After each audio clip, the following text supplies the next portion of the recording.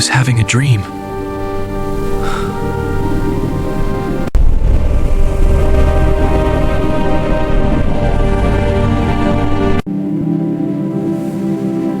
Joseph was 17 when the dreams began. He was not like his brothers.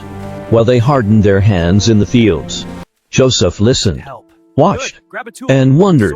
His father Jacob saw something different in him, something fragile and rare, and he loved him openly. I am Too here, openly. Father. The blessing is yours. The robe Jacob gave Joseph was not just clothing. It was a message. And every color stitched into it deepened the quiet resentment already growing in his brothers.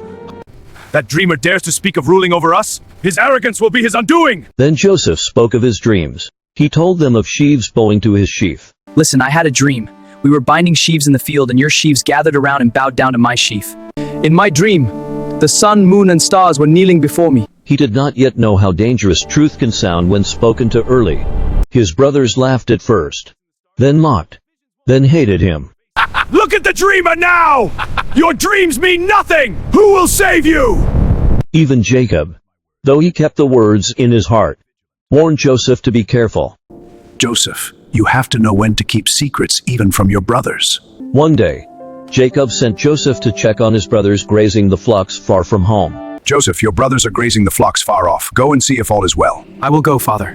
Go in peace. Joseph walked willingly, unaware that this journey would end his childhood. When they saw him approaching from afar, the robe catching the sunlight, their anger found Joseph, a voice. what are you doing They here? spoke of killing I've come to him. find you. He comes. We must act now. Let's kill him. No, we won't spill any blood. We sell him. Let the desert take him. Agreed. No mercy. They seized Joseph, You're going nowhere. You think you're better than us? tore the robe from his body, and threw him into a dry pit. His cries echoed upward as they sat down to eat. Help! I'm down here! Brothers, help me! I can't get out! When a caravan of Ishmaelite traders passed by, Judah suggested another path, one that would profit them and ease their conscience. Joseph was pulled from the pit and sold like an object, his hands bound as he was carried away toward Egypt. His brothers dipped the robe in goat's blood and brought it to their father, watching as Jacob collapsed in grief. Where's my son? What happened to my son? Where's my son? Please tell me! Believing his son dead, Joseph arrived in Egypt as a slave. He was bought by Potiphar, an officer of Pharaoh, and placed in his household. Though Joseph owned nothing, not even his freedom, everything he touched prospered. Carry those to the warehouse. Yes, right away. And be quick about it. The Lord was with him, and Potiphar saw it. Soon, Joseph was placed over the entire household. I want you to be in charge of everything over here. You've earned my trust. Trusted with all that Potiphar owned. But prosperity draws attention. Look at Joseph, so calm amidst the work. He has a way about him that draws the eye. Envy his poise, this sort of place. Potiphar's wife noticed Joseph. Wow, so intriguing. Day after Joseph, day, why do you turn away? she spoke to I must him, not. pressed Come him, closer, don't be afraid. tempted him. I cannot. Joseph refused, Joseph, not out why of turn fear, from me? but I cannot conviction. betray my He would not master. betray But I his offer you master everything. or his God. Joseph, why turn from me? My lady, this cannot be. You cannot refuse me. I must. One day, Just come to me. she caught him No alone one would and know grabbed about his it. garment. Joseph fled, leaving the cloth You behind, will be mine! humiliated and furious. She turned the lie into a How weapon. could you, Joseph? Joseph After was everything I've accused. done for you. No defense was heard. This slave attacked me! He tried to force himself on me! That is a lie. I am innocent. He was cast into prison, the place where Pharaoh's enemies were kept. Move on, you fool. Who do you think you're trying to sleep with, Potiphar's wife? Iron closed around his future once again. Yet even in the darkness, the Lord remained with him. Joseph found favor with the prison keeper and was placed in charge of the other prisoners. Time passed. Two servants of Pharaoh, the cupbearer and the baker, were imprisoned alongside him. Both dreamed dreams that troubled them. Joseph listened and interpreted. The dreams mean you will die, but it is all in God's wish. The visions will pass. You will be restored soon.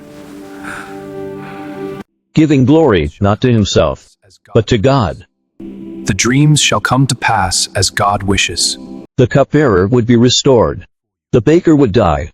It happened exactly as Joseph said.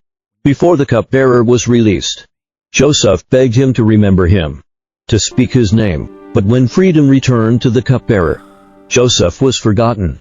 Years passed in silence. Then Pharaoh dreamed. He saw 7 healthy cows devoured by 7 thin ones, and 7 full heads of grain swallowed by 7 withered stalks. None could interpret the dreams. My lord, we are yet to decipher your dreams. The symbols remain elusive, my lord. How long do I have to wait? My lord, I know of a man who interprets dreams. His name is Joseph, in the prison. Joseph was summoned from the dungeon. Shaved, washed, and clothed. He stood before Pharaoh. When asked to interpret the dreams, Joseph spoke with calm certainty. Pharaoh, the 7 cows and stalks are 7 years of plenty overflowing with abundance. Store the surplus now to prepare for the famine that will follow. The dreams were one.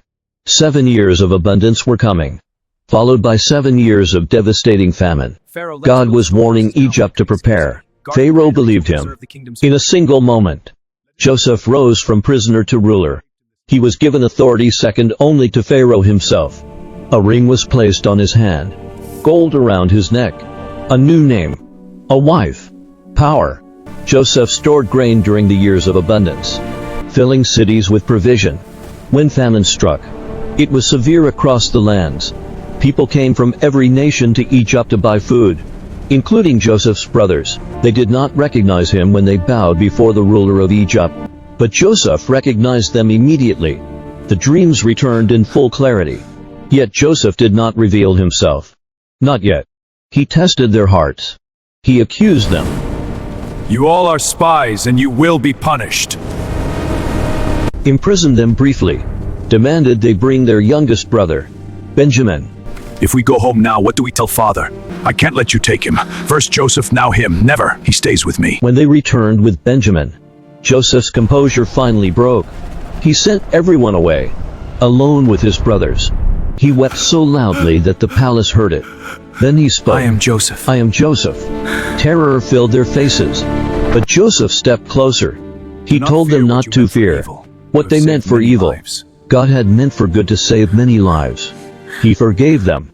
Joseph sent for his father. Jacob came down to Egypt, old and weary, but alive with joy. He embraced the son he thought was dead. The family settled in Goshen, and Joseph provided for them all.